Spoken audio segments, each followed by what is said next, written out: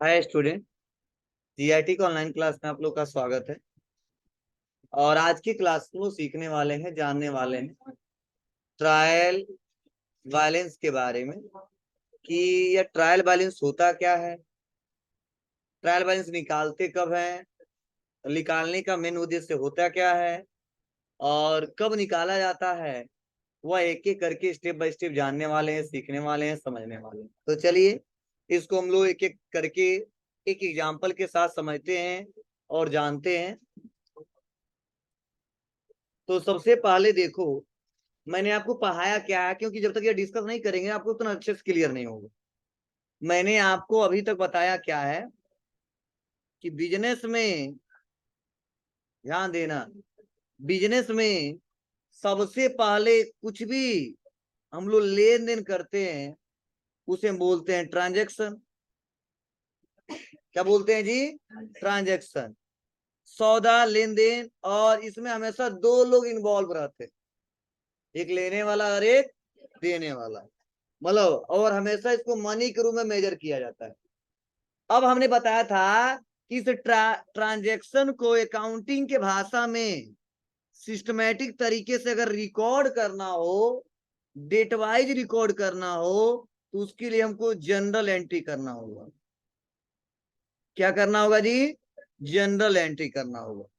लेकिन सवाल यह कि जो जनरल एंट्री करते हैं, ध्यान देना, जो जनरल एंट्री करते हैं यह एक ओरिजिनल डे बुक की तरह होता है, जहां पे सारा ट्रांजैक्शन सिस्टमैटिक तरीके से रिकॉर्ड होता है। लेकिन दिक्कत यह होती है कि अगर इस जनरल से सीधे हम पूछ दे कि कैश का बैलेंस क्या है प्रेजेंट टाइम में, हमको बता दो, या बैंक बैलेंस क्या है यह हमको बता दो, तो ऐसा संभव ही नहीं है कि हम जनरल से सीधे बता दें कि कैश कितना पड़ा हुआ है और बैंक में कितना अमाउंट पड़ा हुआ है। यह क्वेश्चन करते जाते हैं, मतलब पैसा आता जाता, बैंक में आ गया, कैश आ गया, किसी को दे दिया, किसी को ले लिया, तो ट्रांजेक्शन करते गए, उसको जनरल में रिकॉर्ड करते गए। लेकिन एक बार में तुरंत क्विकली आपसे पूछ दें कि कैश कितना, बैंक में कितना, परचेज कितने का किया, सेल कितना क्या किया, तो ऐसा संभव ही नहीं है कि जनरल से सीधे निकाला जा सके। जनरल के बाद क्या होता है, एक समरी निकाला जाता है। किसके सहारे? लेजर के सहारे। मतलब इस जनरल से लेजर के सहारे एक ग्रुप समरी निकाला जाता है कि कैश का बैलेंस कितना, बैंक का बैलेंस कितना, एस के टेटस का कितना, पी के टेटस का कितना, सेल कितने का, परचेज कितने का। क्वेश्चन तो कर लेते हैं, लेकिन एक बार समरी निकालने के लिए हम लोग लेजर बनाते हैं। क्या बनाते हैं? लेजर बनाते हैं। और जो लेजर में जितने अकाउंट बनते हैं उसको चेक करते हैं, वेरीफाई करते हैं कि डेबिट साइड वाला अमाउंट क्रेडिट साइड वाला अमाउंट के बराबर है कि नहीं। अगर दोनों बराबर होता है तो हम समझते हैं अर्थमेटिकल एक्यूरेसी सही है, और जो भी हम शुरू से क्वेश्चन किए हैं वह सही किया है, और उसके लिए निकाला जाता है क्या? Trial balance. क्या निकाला जाता है? Trial balance. समझने की कोशिश करना, मतलब जितना हम क्वेश्चन करेंगे सुबह से लेकर शाम तक उसको जनरल में रिकॉर्ड करते हैं, और जैसे जनरल में रिकॉर्ड करते हैं ना, अपने आप लेजर बन जाता है। और उस लेजर से क्या चेक करते हैं? अकाउंटिंग एक्यूरेसी, मतलब दायां पक्ष और बायां पक्ष दोनों का बैलेंस बराबर है कि नहीं।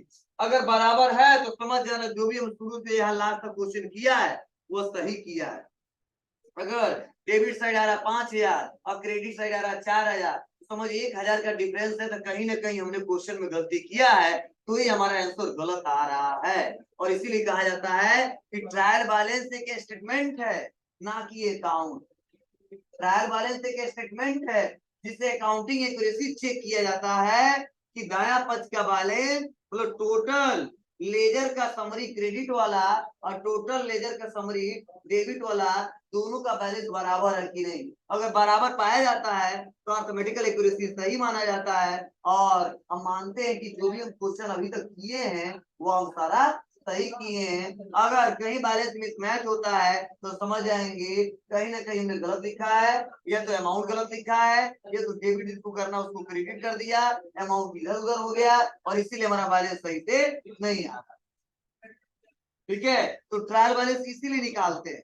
आपको सर लेजर कैसे, तो ध्यान देना लेजर हमको नहीं निकालना। आपको ये क्यों कि लेजर हमको जो मैनुअली अकाउंटिंग करते हैं वो निकालते हैं। अब हम कंप्यूटर में काम करेंगे ना, तो जैसे जनरल एंट्री करेंगे लेजर अपने आप बन जाए। क्या समझे, मतलब जो अकाउंटिंग जो कॉमर्स सेक्टर से हैं वो जनरल बनाते हैं, उसके बाद से कॉपी में लेजर भी बनाते हैं, उसके बाद से ट्रायल बैलेंस बनाते हैं। लेकिन अगर हम बनाए ना उसका कोई मतलब नहीं है इसका। क्यों नहीं है, क्योंकि उतना मैनुअली बना के जाएंगे और बाद में पता चला कंप्यूटर पे जब करेंगे तो कंप्यूटर बनाना नहीं पड़ेगा, और हमको काम करना कंप्यूटर पे ना कि मैनुअली करना। ठीक है, तो जब कंप्यूटर पे करना है तो उतना टाइम ज्यादा बर्बाद करने का मतलब नहीं है। बस इतना समझो लेजर से क्या निकलता है, ग्रुप समरी। जैसे मैं एक बहुत छोटा सा एग्जांपल बता देता हूँ। जैसे आप लोग हमारे यहाँ पढ़ते हो तो आप डेट वाइज जमा करते हो, 1 तारीख को जमा कर दिए, 10 तारीख को जमा कर दिए, तो हम ट्रांजेक्शन कर रहे हैं लेन देन, 1 को, 10 को, 15 को, 20 को, 30 को, 25। ठीक है, मान लो आपने जमा कर दी। अब आपने पूछा हमसे कि सर हम कितना फीस जमा किए, तो आप बताओ क्या जो जनरल एंट्री किए उसे तुरंत बता देंगे एक बार में, नहीं। क्या करेंगे, 1 तारीख वाला 500, 10 तारीख वाला 1000, ठीक है, 15 तारीख वाला 1500, तब देखेंगे 1500 और 1500 3000। तब हम देखेंगे और तीनों डेट को मैच कराएंगे, बैलेंस अलग निकालेंगे, जोड़ेंगे, तब बताएंगे 3000 तुम जमा किया। और जो 3000 निकलेगा वही समरी क्या है, वही समरी है। और जो एक एक करके डेट वाइज वो डिटेल क्या है, वो डिटेल है। समरी का मतलब क्या है, इकट्ठा कैलकुलेशन निकल जाता है कि कितना अमाउंट आया है। अब कोई पूछे कहाँ से आया है तो जनरल एंट्री देखना पड़ेगा, उसीलिए हम लेजर बनाते हैं। और लेजर कहता है कि लेजर का जो बैलेंस डेबिट में आएगा ट्रायल बैलेंस के डेबिट साइड में लिखेंगे, और जो क्रेडिट में आएगा ट्रायल बैलेंस के क्रेडिट साइड में लिखेंगे। अगर दोनों का बैलेंस मैच किया तो मानेंगे जितना क्वेश्चन किया सही किया है, अगर गलत आता है तो समझ जाएंगे या तो अमाउंट पैसा इधर उधर किया है, या तो हम डेबिट करना था उसको क्रेडिट कर दिए, क्रेडिट करना है डेबिट कर दिए, या जीरो बढ़ा दिया था इसीलिए बैलेंस हमारा मिसमैच आ रहा है। फिर तो पुराना चेक करेंगे तब हमारा बैलेंस मैच। मतलब जनरल से नहीं पता कर पाओगे सही किया है गलत किया है, लेजर से भी नहीं पता कर पाओगे, वो चेक कैसे होता है, ट्रायल वाले। ठीक है, वो तुरंत बताएगा, जब तक मैच करेगा नहीं तो आगे बढ़ने ही नहीं दे। और आगे अपने मन से बढ़ ली तो अलग बात, आगे चल कोई क्वेश्चन नहीं कर पाएंगे। ठीक है, तो यही तरीका होता है, इसीलिए आप लोग परेशान मत होइएगा, इसको दिमाग से निकाल दीजिएगा। हम लेजर बनाना सिखाने वाले हैं, हम आपको डायरेक्ट ट्रायल बैलेंस के बारे में बताने वाले हैं और एक क्वेश्चन इसको समझाने वाले हैं। हाँ, कहोगे सर क्यों नहीं बता रहे हैं, तो मैं बता दिया हूँ कि लेजर ऑटोमेटिक कंप्यूटर में बन जाता है, बस जनरल एंट्री को सही से करना होता है। अगर फिर भी तुम सोच रहे हो कि करेंगे तो टाइम लगेगा, और फिर तो वही है 2 दिन के बाद भूल जाएगा। और क्यों भूल जाएगा, क्योंकि फिर तो सारा काम कंप्यूटर पे ही है। ठीक है, तो चलो मैं एक एग्जांपल बताता हूँ जिससे अच्छे समझ में आ जाएगा आपको।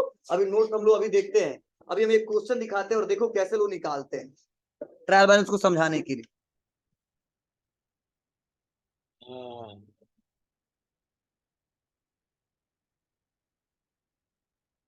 देखो, जैसे मान लो एक क्वेश्चन हमने किया, ध्यान से ये एग्जांपल बहुत अच्छे समझिएगा।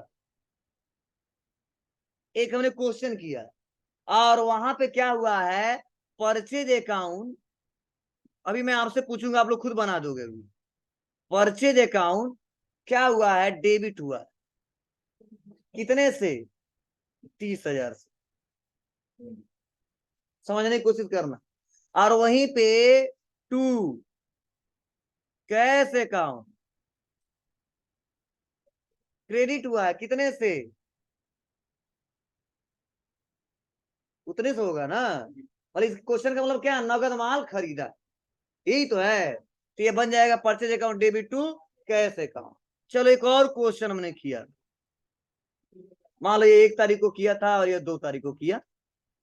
अब हमने क्वेश्चन जो किया ना वह किया हमने, सेल्स अकाउंट बना, और सेल अकाउंट जो बना वह क्रेडिट हुआ, कितने से, तो 40,000 से। और वहां पे नगद माल बेचा था, इसीलिए कैश क्या हो गया, डेबिट हो गया था, कितने से, 40,000 से। मतलब वहां पे पहले क्वेश्चन में नगद माल खरीदा और दूसरे में नगद माल बेचा। नगद माल जो खरीदा वो कितने का खरीदा, 30,000 का। बेचा वो कितने का बेचा। चलो अब एक बात सुन लो, समझ लो। अब आप बताओ, अब हमने जनरल एंट्री पास कर दी, जो ट्रांजेक्शन की उसको किसमें रिकॉर्ड कर ली, एटवाइज किसमें, जनरल में। अब जनरल में तो डिटेल दिख रहा है, हमको समरी निकालना है कि कैश का बैलेंस कितना, परचेज का कितना, सेल का कितना। तो आप बताओ इसमें कितना अकाउंट निकल के आ रहा है आपके सामने, कितना आ रहा है, 3 आ रहा है। कौन कौन सा, एक सेल, एक परचेज और कैश। कैश कितना बार है, एक ही गिनेंगे उसको ना, मतलब अकाउंट कितना निकल रहा है, तो 3 ही निकल रहा है, एक परचेज का निकल रहा है और एक कैश का निकल रहा है और एक सेल्स का। अब हमने बोला है कि अब लेजर जब बनाएंगे तो समरी निकालते हैं। समरी का मतलब सारा डिटेल एक पास, एक पर्सन से संबंधित। तो चलो आप बताओ कैश कितना बार है, 2 बार है, तो कैश वाला हिसाब एक बार करेंगे, ध्यान देना। सेल वाला रिकॉर्ड एक जगह करेंगे और परचेज वाला रिकॉर्ड एक जगह करेंगे। तो परचेज एक ही बार किया इस महीने में, तो इसीलिए एक बार रिकॉर्ड कर देंगे। सेल पूरा एक महीने में एक ही बार किया, इसलिए एक बार रिकॉर्ड कर लेंगे। तो इस महीने में कैश का क्वेश्चन कितना बार किया, 2 बार किया। अब इसको लोग बनाते कैसे लेजर में, शॉर्ट में बता रहे हैं, बहुत अच्छा, ठीक है, बस उसको समझाने के लिए। तो देखो हम बनाएंगे तो क्या बनाएंगे, अगर हम समरी ही निकाले इस महीने का तो हम निकाल लेंगे टोटल हमने जो परचेज किया है ना, वो कितने का किया है, 30,000 का। लेकिन वो क्या हुआ है, डेबिट हुआ। समझने की कोशिश करना। अब कैश निकालो, खरीदा कितने का था, 30 का, तो डेबिट हुआ था क्रेडिट हुआ था, क्रेडिट हुआ था। बेच कितने का दिया, 40 का। तो आप बताओ 40 का बेचा, 30 का खरीदा, दोनों का डिफरेंस क्या आएगा, 10,000। प्लस में या माइनस में, प्लस में आएगा।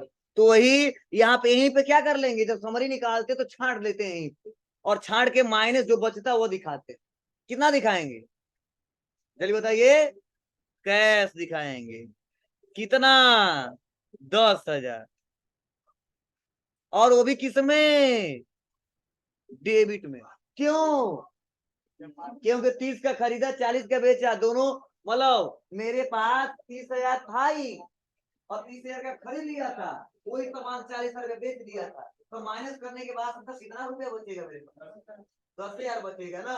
वही 10,000 हमने क्या कर लिया आपसे, क्लियर सबको। लेकिन वही 50 का खरीदा, 40 का बेचा, तो माइनस में दिखा, और वो बैलेंस क्या हो जाता है, क्रेडिट में होता है। ठीक है, तो ध्यान देना। इसीलिए परचेज हमने 30 का किया, और हमने कैश मेरे पास सब छांटने उठने के बाद कितना बचा है, 10 का। और आप बताओ सेल कितने का किया, हाँ एक सेल का अकाउंट बनेगा, और सेल का अकाउंट क्या होगा, क्रेडिट। कितने से होगा, 40,000। बोलो, तो आप बताओ। अब ट्रायल बैलेंस लेजर बन गया, अब ट्रायल बैलेंस बनाओ, तो बनेगा क्या, मैंने बोला हूँ डेबिट वाला एक साथ, क्रेडिट वाला एक साथ। तो डेबिट में देखो कितना, 30,000, और क्रेडिट फिर से डेबिट में कितना, 10,000। तो 30 10 40, और सेल कितने का, 40, दोनों बैलेंस बराबर। यही होता है ट्रायल बैलेंस, समझे, शॉर्ट में बताया हूँ मैं। मतलब महीने में हजारों क्वेश्चन कर सकते हैं, सबका मैचिंग कंप्यूटर करता है। और कंप्यूटर देखो, रियल में कहा जाए ना, जो जनरल एंट्री बनाते हैं हमारा कंप्यूटर लेजर बना देता है, ट्रायल बैलेंस बना लेता है, पीएल अकाउंट बना लेता है, ट्रेडिंग अकाउंट बना लेता है, सारा काम कंप्यूटर कर लेता है। इसीलिए मैं थ्योरी में आपको बता दे रहा हूँ उसका क्या यूज है, मतलब किसको चेक करने के लिए कहाँ जाएंगे, समझे ना।